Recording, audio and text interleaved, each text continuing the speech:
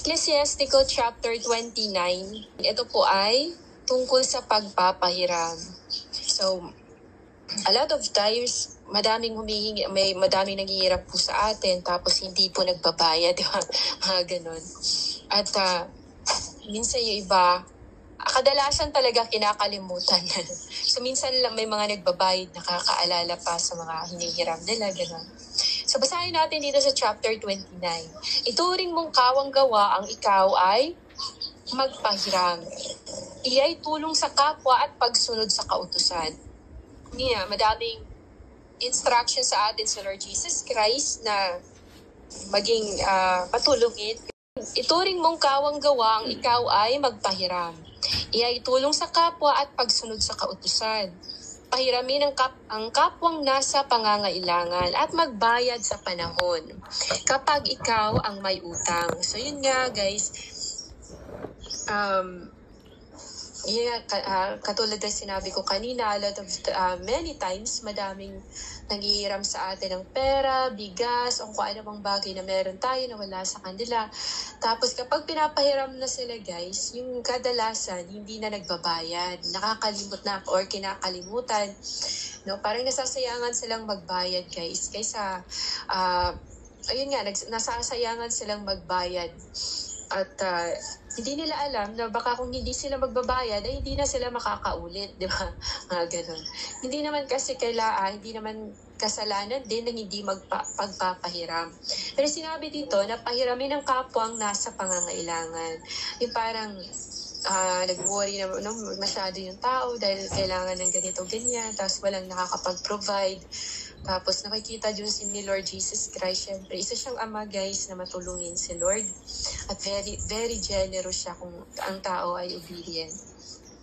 At yun nga, kapag nakahiram na po tayo, matuto po tayong magbayad. Alalahanin po natin ang taong pinag-utangan po natin o pinaghiraman ng pera, bigas, pagkain, ano pa man dyan, o anong pinaghinihiram natin para i-bless din tayo ng Lord Jesus Christ pagdating ng araw. Kaya sinabi dito na pahiramin ang kapwang nasa pangangailangan at magbayad sa panahon. So ibig sabihin po, sa panahon na nag-promise ka kung ano yung date na sinabi mo, kung anong araw na sinabi mo magbabayad ka, dapat magbayad ka. Kung hindi ka naman makapagbayad at i-update lang yung hinihiraman para hindi naman siya yung tipong mapapaisip ng masama against sa'yo o magkakasala ng dahil sa'yo. Yun nga, tumupad ka sa pangako at lagi kang maging tapat at sa iyong kagititay may tutulong agad-agad. Naalala ko yung isang kasamahan ko sa panahon na talaga ng na magbayad, talaga nagbabayad siya. Kaya yung mga tao, talagang sila na mismo pumupunta sa bahay nila, magpapautang, magpapahiram sa kanila, hindi talaga nagdadalawang isip. Kasi siya, nagbabayad siya kung kailangan na magbayad, gano'n. Talagang tinutupad niya kasi natatakot siya na kung anong maaring sabihin sa kanya ng tao na hindi maganda. Siyempre dahil may ginawa din naman siya at yun ay yung nanghiram siya. At sa iyong kagipitay may tutulong agad-agad dahil ikaw ay marunong magbayad o good payer, di ba yung gano'n? Ngunit mayroong ang akalay hulog ng langit ang inutang. Kaya't ang pinagkakautangay na bibitin sa alangan. So mayroong mga mahilig mangutang, no? Maaga pa po, pupuntahan ka na sa bahay ninyo, hindi aalis hanggat hindi nabibigyan. Talagang gagawin ang lahat, magdadrama pa, no? Madami sasabihin na excuse, magsisinungaling para lang mabigyan. So para sa kanila, ito ay parang hulog ng langit ang kanilang inutang. No? Yung mga 5-6 na yan, akala nila nakakatulong sa kanila, pero hindi pala. Kaya sinabi dito, kaya't ang pinagkakautang ay nabibitin sa alangan. No? Nabibitin sa alangan. Na nag-aalangan din magpahiram, siguro hindi good payer, pwedeng ganon. Or yung nagdadalawang isip, pwedeng ganon din. At yun. So ang mayaman, inuutangan ang papuri hanggang langit. Pag sinabing, pinahiram ako ng napakayaman yan, may anak niyang abroad, may anak niya na ganito, lawyer, doktor, etc. Pinahiram ako niyan na parang proud na proud ka. May mga taong gano'n, na proud, especially yung mga chismosa. Halos hagkan pati kamay habang siya'y namamanhik. Dahil sobrang saya mo, pauutangin ka. Tapos, yun,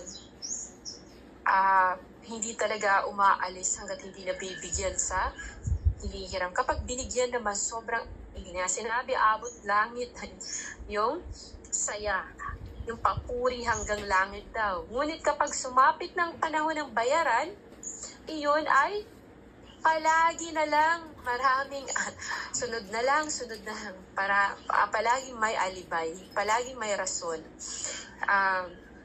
Hindi tumutupad sa usapan, hindi nagbabayad on time. Pero nung pagpapahiram sa kanya, sobrang nagagamit nila yun. Yung hiniram nila, yung inutang nila na nagagamit nila sa panahon na yun na hiniram, nung panahon na yun na hiniram nila. Pero yun nga, kapag daw sige nga, sabi sa Bisaya na utang lipay na masaya, pag bayaran na daw, umiiwas na, likay-likay na daw. Ayun, umiiwas na. At sakaling mapabalik kalahati ng inutang, yun nga, nag-aalangan din ang mga tao magpahiram dahil baka hindi na maibalik yung kanilang pinahiram. At yun nga, kaya nabibitin din, nag-aalangan din yung mga magpapahiram. Pero hindi naman talaga kasalanan na magpahiram. Pero kung talagang sobrang nangangailangan na yung tao, yung sabi ni Lord na tulungan ang nangangailangan. Ito'y dapat ng ikagalak ng pobreng inutangan. Yung pobre na yun na lang yung last money mo, like for example, 500 pesos na lang, tapos uutangin pa ng 100 pesos or 250, mga ganun. So, parang masaya ka na lang na, sige lang, ibalik mo na lang kahit 200 na lang, 150, parang gano'n. Parang dinidiscounta na lang kasi mahirap yung hindi marunong magbayad, guys. Katulad ng nangyayari sa ate ko. Maraming nangungutang sa kanya, tapos ang laki ng utang, guys, no? Hindi man lang nagbayad. Palaging bukas na, sunod na ang mga araw, palaging gano'n nangyayari. Kasi sinabihan ko yung ate ko na wag nang magpahiram kasi hindi naman magbabayad, sabi ko gano'n. At saka kung magpapahiraman, wag yung malaki ang tubo or mas maganda wala na lang tubo para hindi ka sisingilin ng tubo mo. Hindi ka sisingilin ni Lord Jesus Christ sa tubo na malaki. Ang malimit na mangyayari na wala na ang pautang, kinakalimutan na lang ang iyong mga 250, mga inuutang sa'yo, binabaliwala ka na lang, no? Pag nakikita ka, parang invisible ka na lang, no? Hindi na maalala yung utang. So, kaibigay na wala rin na halinhan ng kaaway. So, dahil din sa utang, may mga magkaibigan na nagkakaroon ng gap, hindi naman nagkakaintindihan, hindi na nagpapansinan, dahil hindi marunong magbayad si Komare. Hindi na marunong magbayad. Tapos, iniiwasan na. Tapos, pag may pupunta sa bahay, no, hindi man, walang tao daw. Sabihan yung anak, tuturuan yung anak na magsinungaling. Walang tao. So, yun. Bayad nito'y alimura at masasakit na salita, paninirang puri sa halip na pasasalamat. So madaming ungrateful na mga palautang na kapag nagbayad na sila, may kasamang salita, may kasamang hindi, may palaman. Yun yung mga salita nilang mura o yung sinusumpa nila yung inuutangan nila, guys. So, sobrang kapal naman talaga ng mukha ng mangungutang, tas hindi pa mapagpasalamat kapag nagbayad. Hindi siya yung tipong grateful na nakahiram siya sa panahon na yan na walang-wala siya. So, ang ginawa niya nung nagkaroon na siya ng ganyang klaseng pera, tapos nagbayad na siya, madami pa siyang kwento, sinisiraan na, napakahirap yan utangan, palagi akong ganito, pinupunta sa bahay, ganito, no, madami nang sinasabi. So, syempre, tayo ay utang, kung tayo pa ay may utang, hindi po dapat yan ikasama ng loob. Kasi kung nagbayad po kayo, hindi po kayo pupuntahan ng bahay. kung nangutang, syempre, iba po yung tights na pupuntahan ka sa bahay. Kaya tuloy, dumarami ang ayaw magpahiram. No? Dahil sa mga kagagawa ng mga mukhang utang at hindi nagbabayad, kaya maraming ayaw na magpahiram. Natuto na sa sitwasyon, natuto na sa pakikitungo ng mga tao sa kanila, no? Di kaya sa mga pangakong lagi na lang napapako. Kaya hindi na, tawag ito, malimit na lang, no, yung magpapahirap. Talagang pinipili na ng tao kung sino yung dapat yung pahihiramin.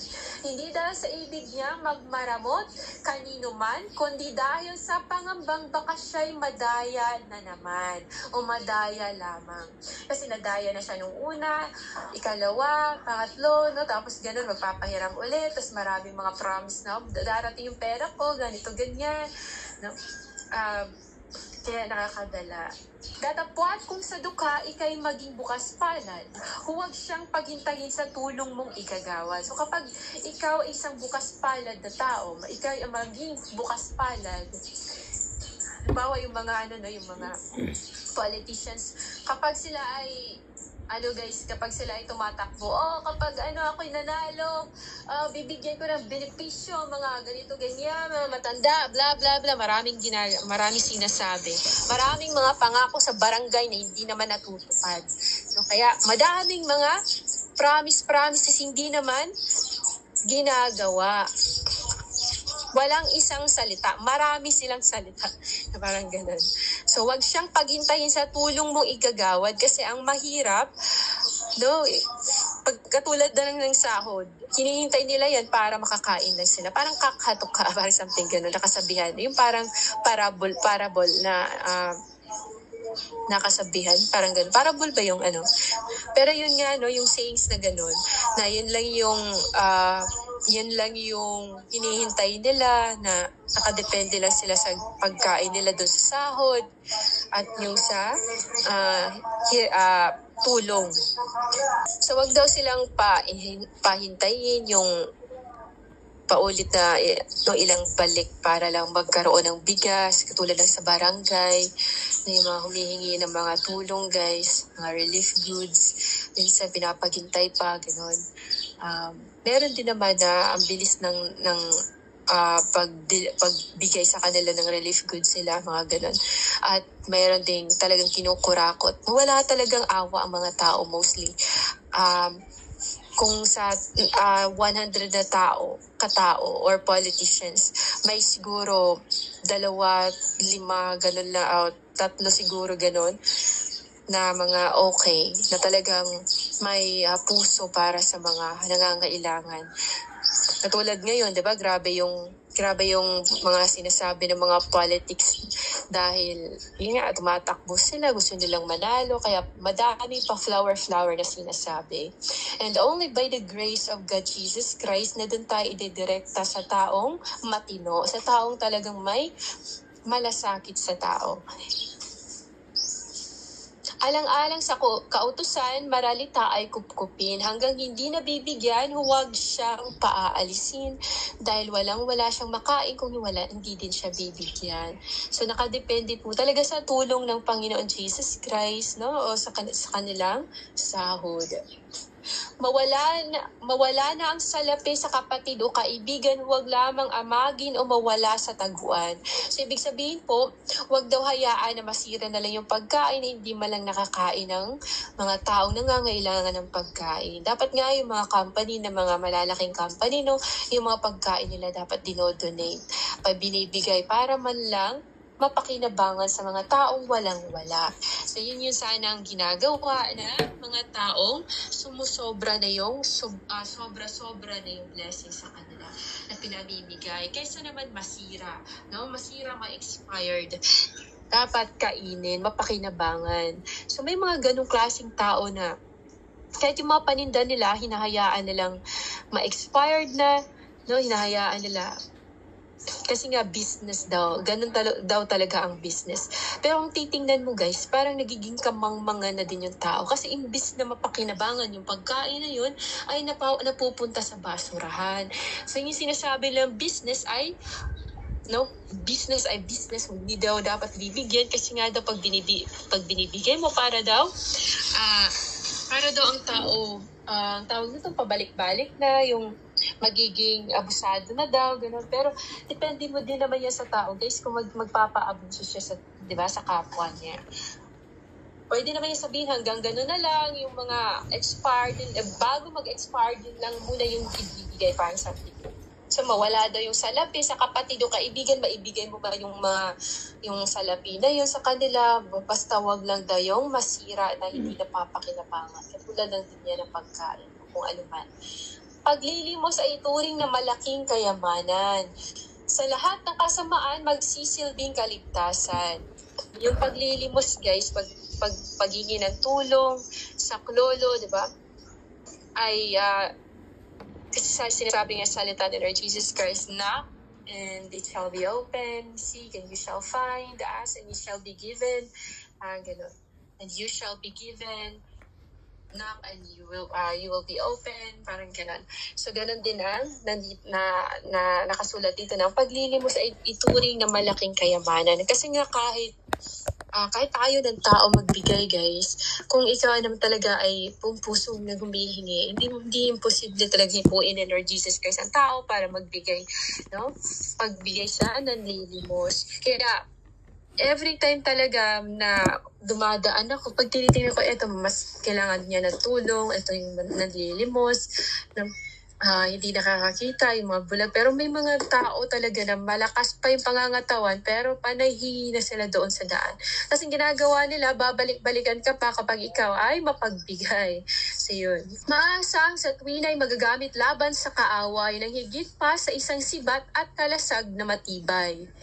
No, yung malaki din talaga, guys, ang nagagawa ng pagpapahiram. Kasi kapag ikaw, guys, ay mahilig magpahiram din, mabango ka sa mga tao at sabihin ka, matulungin talaga yan siya, ganito, ganyan. So, maaasahan mo din mga tao kapag ikaw ay nangangailangan na din. Kung hindi man sa pera, no, na maaasahan mo sila sa iba pang mga bagay, sa ibang sitwasyon, na kapag ikaw ay marunong magpahiram, talagang marunong din yung maayos mang trato mo sa iyong kapwa sa pagdating sa pagpapahiram. So yun nga. So ang paggarantiya nga, dito na naman tayo sa paggarantiya, ang mabuting tao ay gumagarantiya sa utang ng kaibigan. Kasi nga kaibigan kayo, ka-close kayo, palagi kayong saan kayo pupunta, no? Lagi kayong magkasama. Dahil sa na-touch yung puso mo na close na kayo at parang na part na siya ng buhay mo, ang ginawa mo ay gumagarantiya ka sa utang niya para di ba? Para kung ano yung gusto niyang utangin ay mabigyan siya. Kaya tinutulungan siya, bali. Kaya wala nang nalalabing kahihiyan ang mga nangangahas manloko sa kanya. No? Yung ate ko na nag-garantor siya, guys, no, yung ginaranturan niya ay umalis. Kaya ang nangyari, ang ate ko yung nagbayad sa inutang niya. So yun yung napakalaking pagkakamali ng taong ginarantiyahan para makautang, para makahiram, tapos iiwan lang din sa ere. So yun, si Lord lang din talaga makakapagbigay ng mabuting kaibigan. So, binigyan ka na ng mabuting kaibigan, sinasamahan ka, no? Ginagaranturan ka kahit na nag-take a risk siya, no? Kahit na kapag mawala ka o aalis ka, siya magbabayad. Pero yun nga, may mga taong abusado na hindi din tinitingnan o iniisip yung kapakanan ng kanilang kapwa na tinulungan sila para makahiram. Tapos, lalayasan lang din pala. Yamang kanyang itinaya ang kanyang karangalan para sa iyo, huwag mo itong kalilimutang tanawing utang na loob.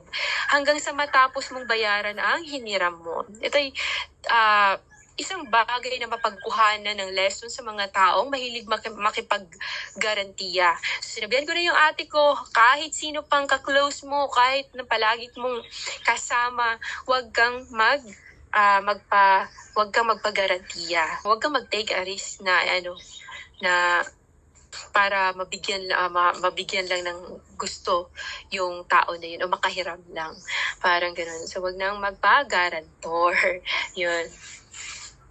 So nakakahiya naman talaga na ikaw ay tinutulungan tapos hindi mo iniingatan yung pagkakaibigan. Yung parang, yun nga sinasabi na sa kaoras ng kagipitan, malalaman mo kung sino yung tunay mong kaibigan. Ngunit mayroong walang utang na loob na hindi na naaalala ang gumarantiya para sa kanya. At pinababayaang mapinsala ang taong nagmalasakit.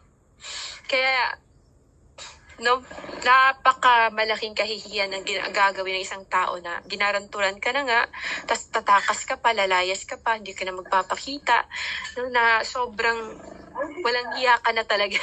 Maraming mayaman ang naghirap dahil sa paggarantiya. Yun nga, dahil imbis na maganda yung takbo ng pamumuhay nila, bigla silang napasubsob doon sa utang na nagbabayad dahil sa nagpagarantor sila. Especially kung marami kang pinapagaranturan. Grabe yung take a risk. Ang sinapit nila ay daig pa ang sinalanta ng bagyo sa karagatan. Siyempre, ang mangyayari kasi kapag ikaw nagpag-garantor tapos hindi sila nagbayad, kung saan-saan ka pupunta para lang makahiram. Imbis na sila yung mamumroblema, ikaw yung binibigyan nila ng problema. At ang pangit pa doon, guys, kasi nakakapagbigay siya ng bigat na sa dibdib. Andun yung halo-halo na yung galit mo, andun na yung mag-worry ka, ano yung babayad mo, andun klase-klaseng kasalanan yung mangyayari sa tao. Kasi nga, hindi niya akalain na ganun ang mangyayari. Unexpected. Lalong-lalo na kung ang tao ay malaki expectation niya sa tao na humingi ng tulong sa kanya. Na baka ay hindi niya inisip na iiwan siya o lalayas, tatakas, gano'n. Maraming mayayaman na ang bumagsak dahil sa paggaranti at napilitan silang magpalaboy-laboy sa ibang lupain. So dahil sa utang o dahil nagpagarantiya ka, mapipilitan kang, diba? Especially if about sa bangko na yan, guys, talagang kailangan mo bayaran yan o andun pa yung magbabayad ka ng ibabayad mo yung house and lot mo, mapapalayas ka ng wala sa oras dahil baka bigla ka na lang habulin o babalik-balikan sa bahay mo. So marami pong nangyayaring ganoon na dahil sa garantiya, nawasak ang kanilang buhay, nagkanda, hirap sila. So, dapat talagang maging wais pagdating sa pagpapahiram, pagdating din po sa paggarantiya. Ang makasalanang gumagarantiya upang kumita ng salapi, malimit ay nasusubo sa gulo at maraming usapin. Pag-chismis ka, pagkakalat ka na ganyan yung baho mo, yung ginagawa mo, hindi maganda. No? Kapag ikaw ay nagpapagarantiya dahil kailangan kang bayaran pala, tinutulungan mo yung manghihiram sa'yo dahil magpapabayad ka, ang mangyayari nun, magiging pulutan ka ng mga kapitbahay, ng mga chismosa. Tumulong sa kapwa mo ayon sa iyong kakayanan. Kung kaya mo namang tumulong ka. Pero kung hirap ka din, no, kahit paano sabihin ng iyong kapwa para lang sabihan nag-igarantor sila, yun, mag-garantor ka sa kanila, ay huwag mo hayaan na gano'n. Depende yun sa kakayanan mo kung kaya mong bayaran ang utang ng tao na yan kung siya ay sakaling lalayas. So, ngunit mag-iingat ka para huwag masubo sa alangan. Dapat talaga, pagdating sa paggarantiya at pautang ay magiging wais ang tao. Titingnan niya yung tao na yan kung may isang salita ba yan at isang masipag din na tao. Kasi kung, hindi yung basta-basta magpapahiram. Ang hirap ng walang sariling tahanan, guys. Kapag ikaw ay napasubo sa garantiya, pag-garantor na yan, tapos hindi mo alam na yung bahay mo pala tinitira ng kaaway, pinapautang ka, tinetempt kang mangutang o tinetempt kang maggarantiya dahil sa hinaharap pala yung si Satanas, gusto pala niya na maging homeless ka. So marami na pong ganyan ang nangyayari sa buong mundo. No, hindi lang po sa Pilipinas, kapitbahay natin, kundi sa buong mundo. Pero maganda dito sa Pilipinas, guys, pwede ka lang din makapagtayo ng kahit yung kawayan. Pero yung sa ibang bansa, mahirapan sila kasi madami silang binabayaran. Tapos, Tapos sasabak pa sila sa paggarantiya, pagpapahiram at yung paggagarantor. Yun yung mga ganun. At yun nga, pangunahing pangangailangan sa buhay ng tao ang pagkain at inumin. So, ginagawa ni Lord na simple lang ang buhay natin. Nasimplihan lang din natin yung ating sistema sa pamumuhay natin sa ating tahanan. Hindi na natin kailangan pa na magkaroon ng ganito, ganyan. Minsan may mga tao, nangungutang sila dahil sa wants. Hindi talaga yung needs, hindi basic needs. Yung mga gusto lang nila, may mga gusto silang bagay na hindi nila makuha, kaya nangungutang sila. So, yun nga, dahil sa hindi makontento, walang pagkakontento na tao, kaya sila napapautang ng malakihan. At ang nangyayari guys, sila ay nahihirapan at nabibigatan. Kaya marami din nagkukomit ng suicide, naglalayas, nagiging homeless, dahil din sa kanilang kagagawan. At tahanang mapangungublihan sa tingin ng madla. No? So napakahirap talaga guys na maging isang homeless kung saan-saan ka na lang natutulog o palaboy-laboy. Except na lang kung may tent ka. Ang pagpapahiram ay kailangan talagang pag-isipan ng mabuti. Kausapin ng mabuti ang tao, ipapaintindi sa kanya, at pati yung pagpapagarantiya. Yun nga. Dapat may mga kasulatan kayo, anong address, yung mga saan ka hahabulin kapag lumayas, ano pang ibang address mo, numbers, yung family background, di ba, yung mga ganun. Pero may mga tao pa din na nakakatakas pa din. Kahit ando na yung mga iba pang address nila, o yung iba, di ba, family members, yun. Mabuti pa ang mag-deal ng asin sa sariling kubo kaysa kumain ng masarap sa bahay ng ibang tao. So mas masarap na kumain ng gulay na sarili mong tanim, sa bahay kubo ka lang, sarili mong bahay, kaysa ikaw ay kakain sa ibang bahay ng tao, ibang bahay, sa ibang bahay. Hindi mo sariling bahay. Iba talaga guys ang may sariling bahay. Kasi pag may sarili kang bahay, malaya kang makakakilos, malaya mong magagawa ang gusto mo, no? Malaya kang, kung ayaw mong kumilos, pwede ka lang mag-relax, ganun. Kasi pag halimbawa, kasama mo ibang tao, syempre tinitingnan ka nila lagi, mata nila nasa sayo. Nakakatulong ka ba sa kanila o burden ka lang ba? Parang ganun. Masiyahan ka sa kasaganaan, gayon din sa pagdaraho, nang hindi ka masabihan na ikaw ay isang linta. Masiyahan ka sa kasaganaan. Makontento ka na kung ano meron sa iyo. Kung anong magpasalamat ka kung nasa kasaganaan ka. Ganon din sa pagdaraho.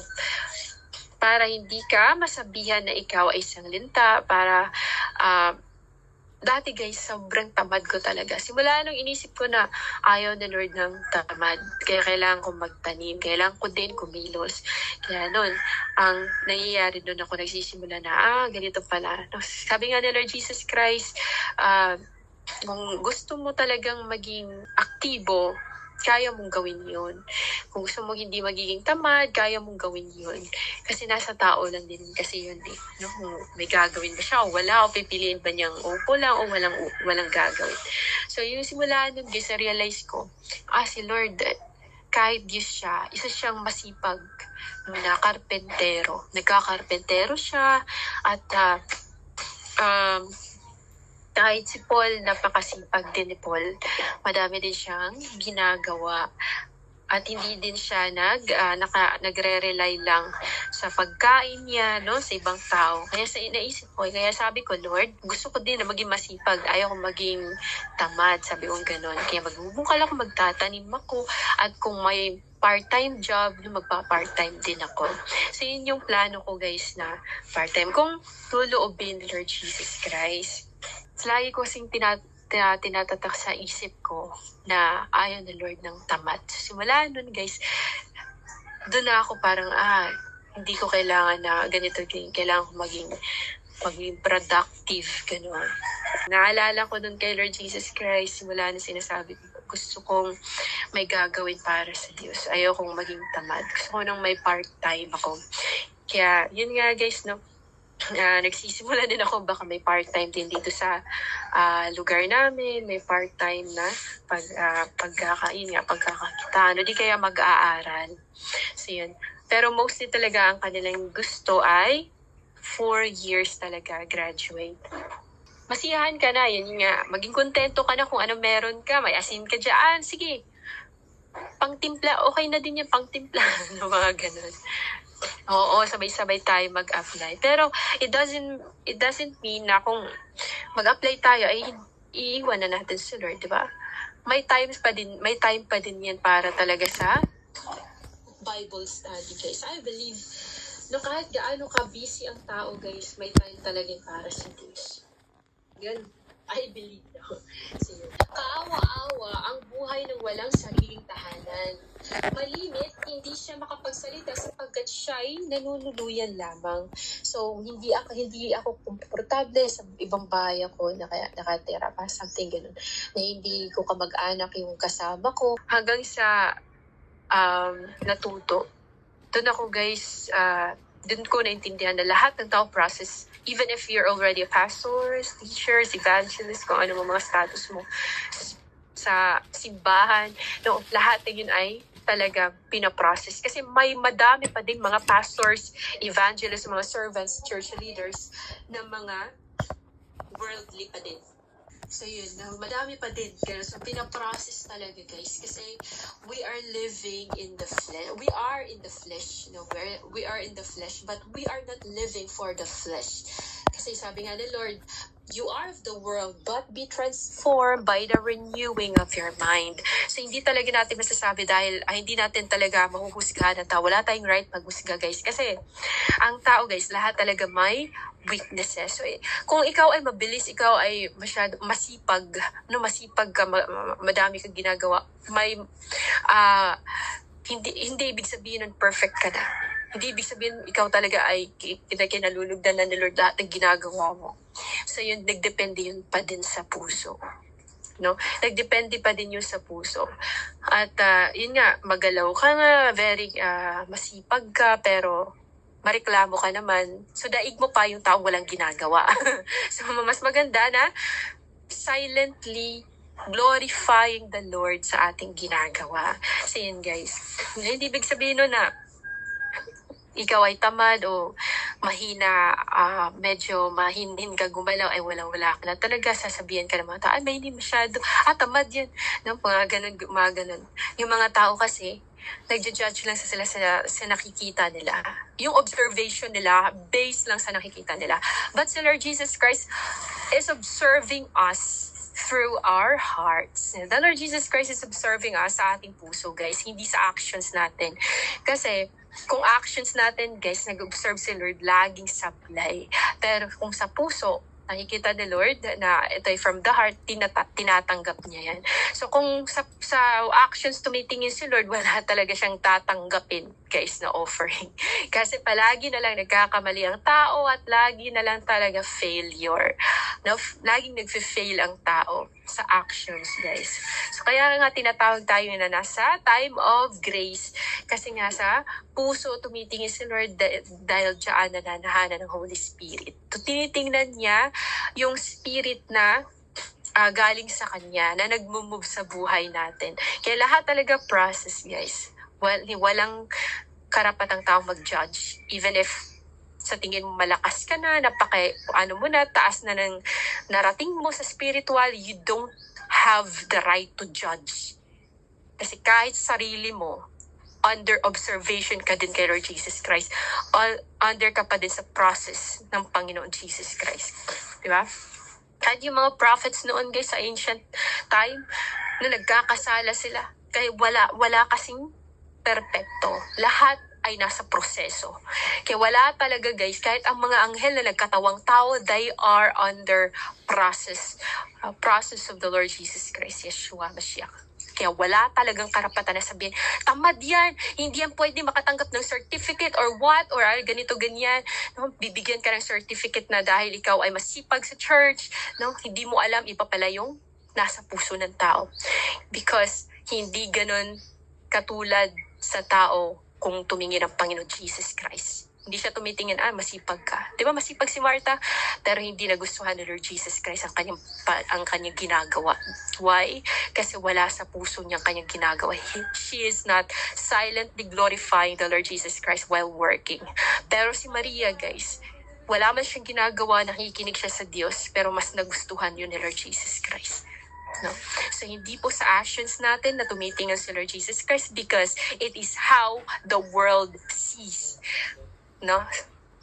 Sa bawat tao o sa kapwa nila, ganun sila tumingin. Tinitingnan nila sa panlabas na anyo lang. Hindi ba guys, madaming nade-deceive because they're only looking for sa outside ng tao, yung panlabas ng naanyo. So, pag ang tao ay spiritual-minded talaga, kahit gaano pa kadami ang kasalanan ng tao na yan, no, hindi niya alintana yan because he or she is a very spiritual-minded person. Hindi niya alintana yan. Bahala sila. Hindi siya nagtatanim ng sama ng loob. Hindi siya yung tipong nagsi-self-pity. No, hindi siya yung tipong ano ba yan? Di ba, nagagalit dahil hindi niya alintana. Because he knows that the Lord Jesus Christ looks at the heart, hindi sa gawa, hindi sa ugali ng tao tumitingin sa Lord. It's how the Lord Jesus Christ, paano si Lord Jesus Christ tumingin sa puso kung paano kumilos ang Holy Spirit. And it's all by the power of the Holy Spirit of God that we will be redeemed during the redemption, the great ascension, the rapture. Hindi po yun dahil ikaw ay nagbasa ka ng Bible, hindi dahil naabutan ka na nagbasa ng Bible, hindi dahil naabutan ka na nasa simbahan, hindi dahil ikaw ay nag-fasting for how many days kaya ka na rapture, guys. It's not because of our own efforts, but it's the power of the Holy Spirit of God that we will be redeemed. That is what we called grace. No, grace po yun, guys. Hindi dahil nagbasa ka kaya naabutin ng rapture, na-rapture ka. Hindi dahil nasa simbahan ka kaya na-rapture ka. Hindi dahil nag-fasting ka, na-rapture ka. It's not all about our works, but it's the works of the Holy Spirit of God. So yun nga, guys, maraming mga tao kasi parang masyado silang extreme.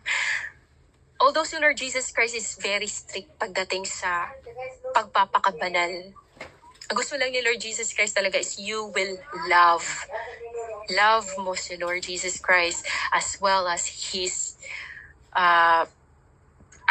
your neighbor, no? As well as those people na love din ni Lord Jesus Christ. Yun yung gusto ni Lord Jesus Christ, guys. Kaya nga guys, hindi tumitingin talaga si Lord Jesus Christ sa gawa ng tao kasi puro sablay. Kahit gaano pa ka-perfect tingnan ang isang tao sa mga ginagawa niya, pananalita niya, andun, di pa din natin yung maiwasan na talagang may weakness pa din ang tao, guys. Kaya wala talagang karapatan mag-judge. Hindi porket ikaw ay nag-post ka ng mukha mo sa Facebook ay worldly ka na. Wala na, di ba? Lahat ng klaseng kasalanan ay equal, guys. Walang degree ng kasalanan, di ba? Pag sinasabing equal lahat, no? Maaari magkasala kahit pagtingin mo pa lang sa ibang tao. Pagtingin mo pa lang, di ba? Nag-create na ng hindi maganda yung isip mo, nagkakasala ka na nga, how much more sinasabi mo, ginagawa mo, di ba? So wala talagang taong perfect, walang malinis na tao, guys. It's all by the grace of God na makakapunta tayo sa langit. Kahit ang mga apostles noon, guys, nag-aaway-away din sila. I will follow Paul, I will follow Apollo, I will follow Peter. Gumagano din sila. Tapos nire-rebuke sila.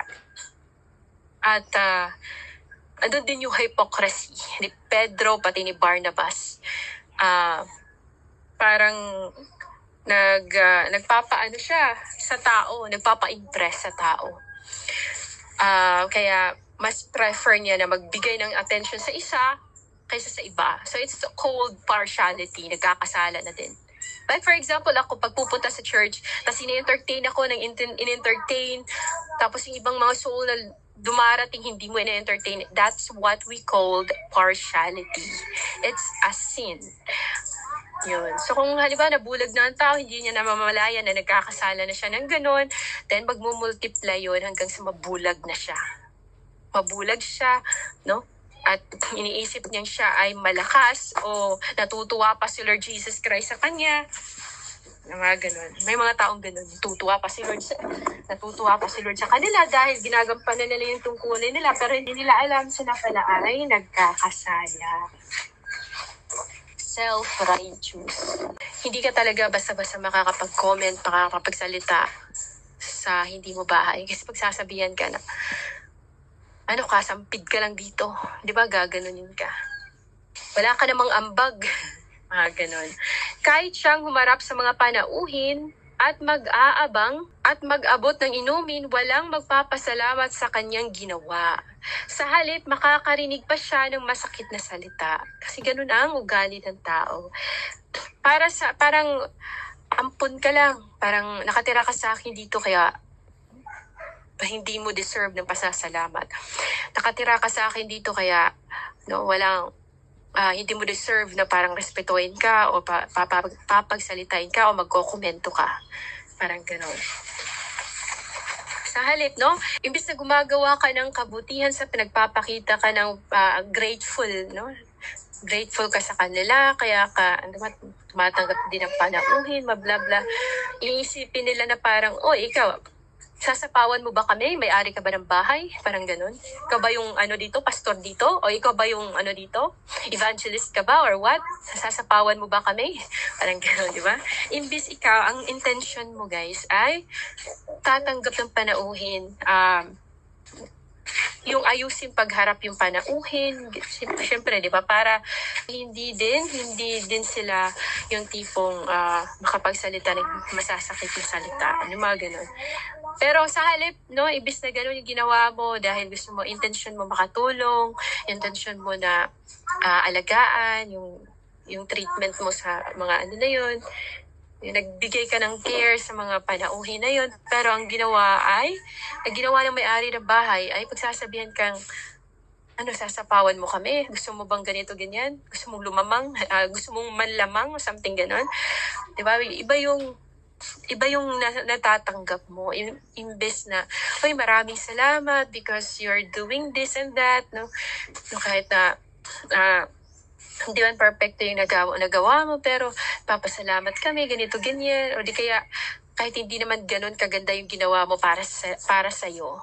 Pero at least, dapat maging grateful sila. Grateful. Pero hindi yan nangyayari, guys, sa mga taong mga may-ari. Kung ikaw ay nakikitira. Kasi iba yung trato sa'yo. The way sila makipag-usap sa'yo, ibang-iba. Ganon. Halika rito, dayuhan, ihanda mo ang hapagkainan. At kung may dala kang pagkain, ibigay mo sa akin. Di ba?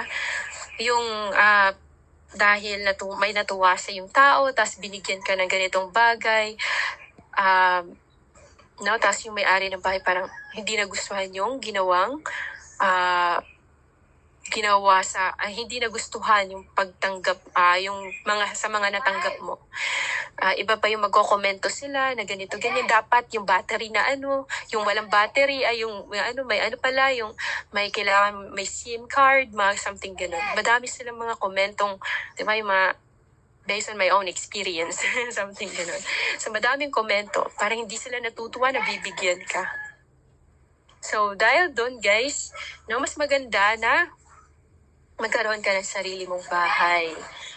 So, kung may dala kang pagkain, ibigay mo sa akin, parang wala kang karapatan. Wala kang karapatan kumain ng kumain, parang gano'n, hindi ka malaya. Hindi ka malayang nakakagawa ng nais mong gawin. O kaya umalis ka na, dayuhan, mayroon akong ibang panauhin. Darating ang kapatid ko at kailangan ko ang silid na yung tinutuluyan. Iniisi-isi ka lang, wala silang pakialam kung ano mararamdaman mo. Basta sinasabi nila, sasabihin nila kung anong gusto nila sabihin. Masakit sa isang marunong makiramdam ang siya'y hamaki ng tinutuluyan o alipustahin ng pinagkakautangan. Yung sasabihan kang, huwag mong kalimutan nakatira ka sa bahay ko. Baka nakalimutan mo na nakatira ka sa bahay ko. Something ganun. Kahit pa born again Christian ka, darating at darating din ang panahon na gaganunin mo din ang tao na nakikitira sa bahay ninyo. Darating din ang panahon na gano'n. Kahit born again Christian ka pa. Pero hindi pa sa ngayon siguro. Pero kalaunan. Kaya masakit para sa isang tao na alam mo na yung ways ni Lord, yung laws ni Lord, kung paano sa Lord kumilos, something gano'n. Tinuturuan ka ng Lord Jesus Christ. Lalong-lalo na kung may discernment ka, tapos yun yung maririnig mo sa kapwa mo, believer. Diba? Parang mas maintindihan ko pa kung unbeliever yung kausap ko ba, something gano'n, no? Yun yung napapansin ko, sabi ko, Lord, akala ko holy, ganito, ganyan, sabi ko gano'n. Tawag nito, maintindihan ko pa kung unbeliever, hindi kilala sa Lord Jesus Christ. Maintindihan ko pa kung hindi nagpapakabanal na sinasabi nilang banal na sila, something gano'n, o nagpakabanal sila. Diba? Kasi nga, 2 or 3 gathering daw, holy lang daw talaga yung gusto ni Lord Jesus Christ. Siyempre, totoo naman. Pero yung tipong magsasalita ka ng ganun, tapos marami kang encounter kay Lord Jesus Christ. Parang, from now on, do not trust anybody. Huwag kang magtiwala sa pastor, evangelist, teachers, kung ano man yan, mga leader sa simbahan, guys. Lalong-lalo na sa panahon ngayon, mostly hindi talaga ginagabayan ng banal na espiritu ng Lord Jesus Christ. At yes, si Satan, guys, ume-eksena din siya, pumapasok din siya sa isip. Kahit sinasabi pa nilang anointed sila, pumapasok siya dyan sa buhay ng mga taong ganun. Mas malala pa nga ang atake nila eh. Di ba? Mas malala pa nga ang atake natin as a Christian